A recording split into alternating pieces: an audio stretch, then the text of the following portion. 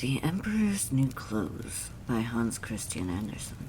Many years ago, there was an emperor who was so excessively fond of new clothes that he spent all his money in dress. He did not trouble himself in the least about his soldiers, nor did he care to go either to the theater or the chase, except for the opportunities then afforded him for displaying his new clothes. He had a different suit for each hour of the day, and, as of any other king or emperor, one is accustomed to say, he is sitting in council. It was always said of him, the emperor is sitting in his wardrobe. Time passed merrily. In the large town, which was his capital, strangers arrived every day at the court. One day, two rogues, calling themselves weavers, made their appearance. They gave out that they knew how to weave stuffs of the most beautiful colors and elaborate patterns. The clothes manufactured from which should have the wonderful property of remaining invisible to everyone who was unfit for the office he held, or who was extraordinarily simple in character. These must indeed be splendid clothes, thought the emperor. Had I such a suit, I might at once find out what men in my realm are unfit for their office, and also be able to distinguish the wise from the foolish. This stuff must be woven for me immediately, and he caused large sums of money to be given to both the weavers, in order that they might begin their work directly. So the two pretended weavers set up two looms and affected to work very busily, although in reality they did nothing at all. They asked for the most delicate silk and the purest gold thread, put both into their own knapsacks, and then continued their pretended work at the empty looms until late at night.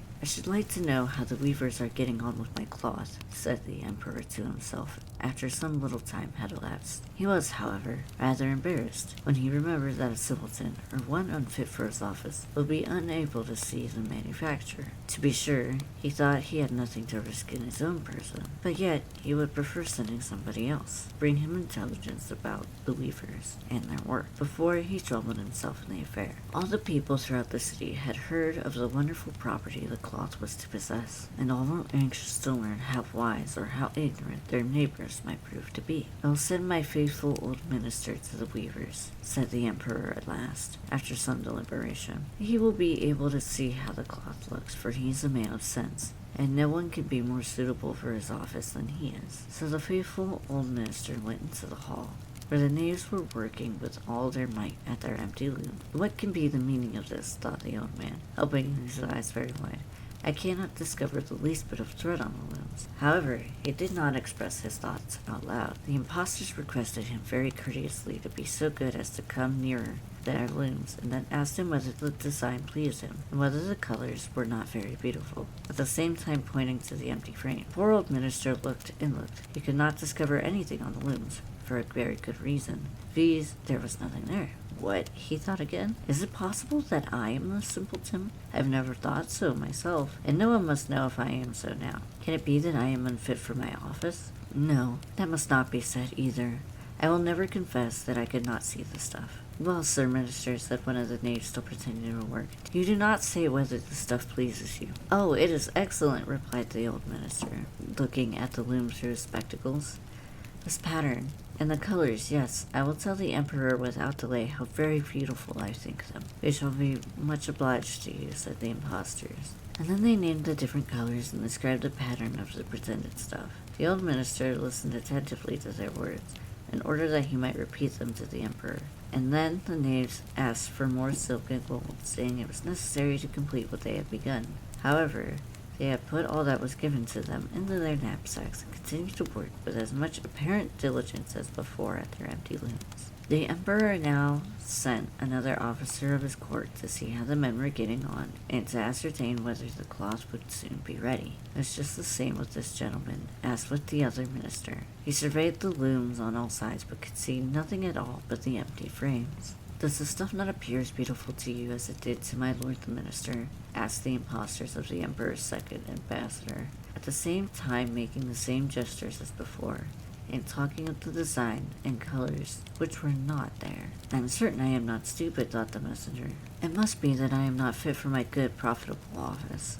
That is very odd, however. No one shall know anything about it. And accordingly he praised the stuff he could not see, and declared that he was delighted with both colors and patterns. Indeed, please your imperial majesty, said he to his sovereign when he returned. The cloth which the weavers are preparing is extraordinarily magnificent. The whole city was talking of the splendid cloth which the emperor had ordered to be woven at his own expense, and now the emperor himself wished to see the costly manufacture while it was still in the loom. Accompanied by a select number of officers of the court, among whom were the two honest men who had already admired the cloth, he went to the crafty impostors who, as soon as they were aware of the emperor's approach, went on working more diligently than ever, although they still did not pass a single thread through the loom.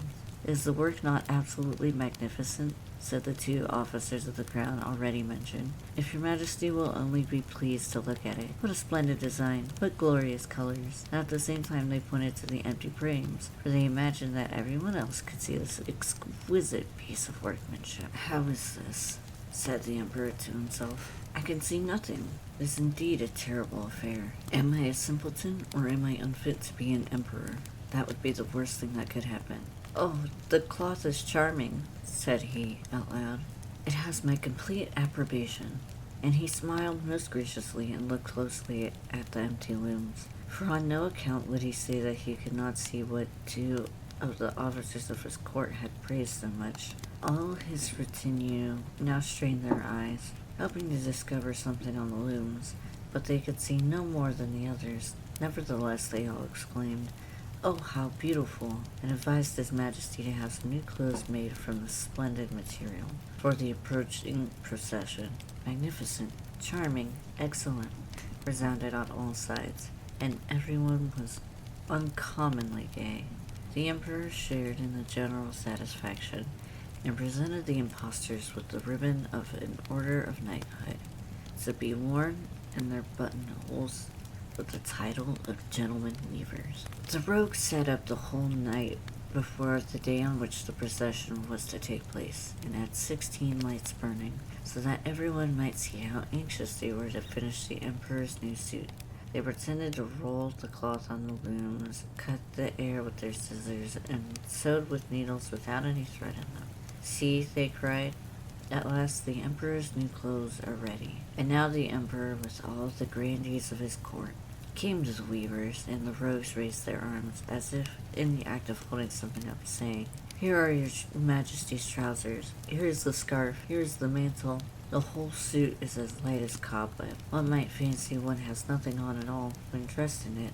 That, however, is the great virtue of this delicate cloth. Yes, indeed, said all the courtiers, although not one of them could see anything of this exquisite manufacture. If your imperial majesty will be graciously pleased to take off your clothes, we will fit on the new suit in front of the looking-glass. The emperor was accordingly undressed, and the rogues pretended to array him in his new suit. The emperor turning around from side to side before the looking-glass. "How splendid His Majesty looks in his new clothes, and how well they fit!" everyone cried out. "What a design! What colors! These are indeed royal robes. The canopy which is to be borne over your Majesty in the procession is waiting," announced the chief master of ceremonies. "I am quite ready," answered the emperor. "Do my new clothes fit well?" asked he, turning himself around again before the looking-glass in order that he might appear to be examining his handsome suit. The lords of the bedchamber, who were to carry His Majesty's train, felt about on the ground as if they were lifting up the ends of the mantle, and pretended to be carrying something, for they would by no means betray anything like simplicity or unfitness for their office. So now the emperor walked under his high canopy in the midst of the procession, through the streets of his capital, and all the people standing by, and all those at the windows, cried out, "Oh, how beautiful are our emperor's new clothes! What a magnificent train there is to the mantle, and how graceful the scarf hangs!" In short, no one would allow that he could not see these much admired clothes, because in doing so, he would have declared himself either a simpleton or unfit for his office. Certainly none of the emperor's various suits had ever made so great an impression as these invisible ones. "But the emperor has nothing on at all," said a little child. "Listen to the voice of innocence," exclaimed his father, and what the child had said was whispered from one to another. "But he has nothing on at all," at last cried out all the people. The emperor was vexed, for he knew that the people were right, but he thought the procession must go on, and the lords of the bedchamber took greater pains than ever to appear holding up a train, although in reality there was no train to hold.